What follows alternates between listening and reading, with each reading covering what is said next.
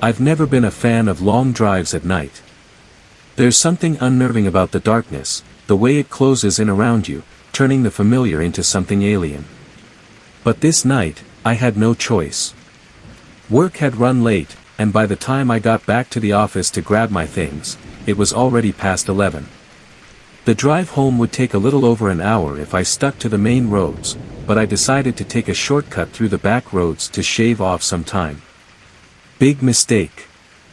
I had just turned onto a narrow, winding road that cut through dense forest.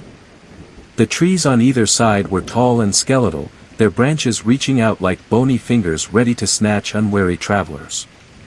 The headlights of my car cut through the darkness, illuminating the road just a few feet ahead, but beyond that, it was pitch black. As I drove, I noticed how silent it was. My car's engine was the only sound, a constant hum in the oppressive stillness.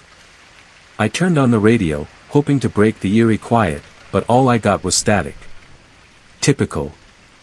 With a sigh, I switched it off and focused on the road, my fingers gripping the wheel a little tighter than usual. About 20 minutes in, I started to get the uneasy feeling that I wasn't alone. Every now and then, I'd catch something moving just outside the range of my headlights, but whenever I tried to get a better look, there was nothing there. Just shadows. I told myself it was just my imagination, a trick of the light and my tired mind. But the feeling wouldn't go away. Then I saw it. In the rearview mirror, a figure standing in the middle of the road, barely illuminated by my taillights. It was only a brief glimpse, a split second, but it was enough to make my heart skip a beat. I glanced back, but the road was empty. What the hell, I muttered, shaking my head. Just my mind playing tricks on me. I needed to get home and get some sleep. A few minutes later, I saw it again, this time up ahead. A dark shape, standing just off the side of the road. I slowed down, peering through the windshield, but as I got closer, it vanished into the trees. I shivered and pressed on, my eyes darting to the rearview mirror more frequently now. I rounded a sharp bend, and suddenly there it was again, right in front of me. I slammed on the brakes, the car skidding to a halt. The figure stood in the middle of the road, illuminated by my headlights. It was tall, with long, scraggly hair and eyes that glowed an eerie yellow. For a moment, we just stared at each other, my heart pounding in my chest. Then it moved, disappearing into the trees. I sat there for a moment, my hands shaking, trying to convince myself that I hadn't just seen what I thought I saw. Eventually, I took a deep breath and started driving again, this time a little faster. As I continued, the forest seemed to close in around me, the trees leaning in, their branches almost touching the car. I could feel the darkness pressing in, a tangible weight. My headlights seemed dimmer, the darkness thicker, almost alive. Then my car started to sputter. No, no, no, I muttered, pressing the gas pedal, but the engine just coughed and died. I coasted to a stop, the headlights dimming until they went out completely. I was plunged into darkness. I fumbled for my phone, using its flashlight to peer under the hood, but I couldn't see anything obviously wrong. Not that I would know what to look for anyway. The battery was fine, and I had enough gas. There was no reason for the car to just die like that. I got back in the car, locking the doors. I tried the ignition again, but it was dead. I checked my phone. No signal. Perfect. I was stranded in the middle of nowhere, in the dead of night, with no way to call for help. I sat there, trying to calm my racing heart. That's when I heard it. A soft tapping on the window. I froze, my breath catching in my throat. The tapping grew louder, more insistent. Slowly, I turned my head. Outside the window was a face, pale and gaunt, with eyes that glowed yellow in the darkness. I screamed, scrambling away from the door. The face disappeared, and the tapping stopped. I sat there, shaking, trying to make sense of what I had just seen. Then the car started shaking. It was subtle at first, a gentle rocking, but it quickly grew more violent. It felt like something was trying to tip the car over. I could hear whispering, faint but insistent, coming from all around me. I covered my ears, trying to block it out, but it just got louder. Then it stopped. The car was still, the whispering gone. I uncovered my ears, my heart still pounding. I had to get out of there. I tried the ignition again, and to my surprise, the engine roared to life. I didn't question it. I slammed the car into gear and took off, the tires squealing as I sped down the road. I kept glancing in the rearview mirror, half expecting to see that face again, but the road was empty.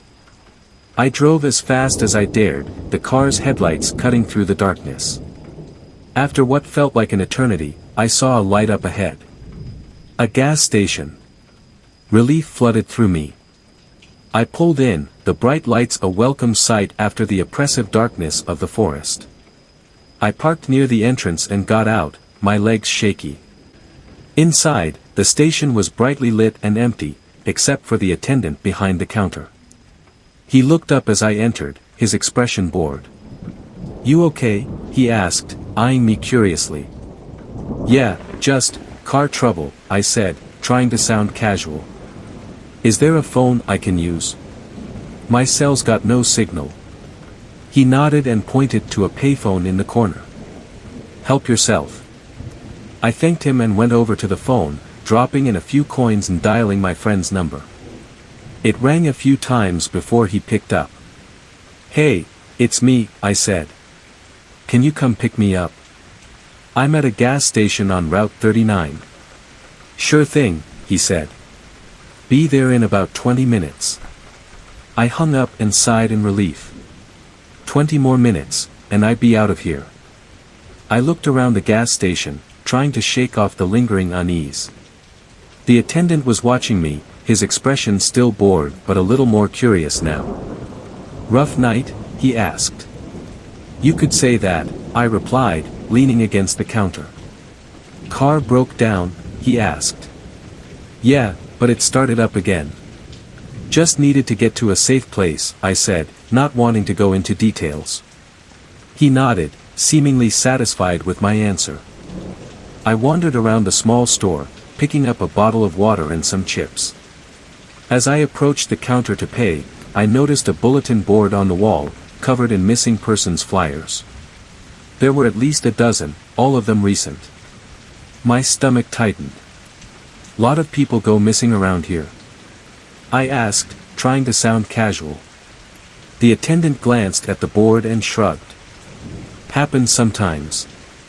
Folks get lost in the woods, never come back. Anyone ever find out what happened to them?" I asked, hoping the answer would be something mundane. He shook his head. "Nope. Just disappear." I paid for my items and went back outside, the feeling of unease growing stronger. I couldn't shake the feeling that something was watching me, waiting. I stood by my car, sipping the water and trying to keep my nerves in check.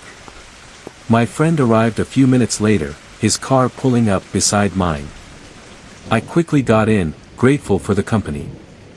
"You okay?" he asked, eyeing me with concern. "Yeah, just, had a weird night," I said, trying to smile. He nodded and started driving, the gas station quickly disappearing in the rearview mirror. We drove in silence for a while, the events of the night replaying in my mind. As we rounded a bend, I saw something in the road up ahead. A dark shape, standing still. My heart skipped a beat as we got closer. It was the figure, the one with the glowing yellow eyes. "Stop the car!"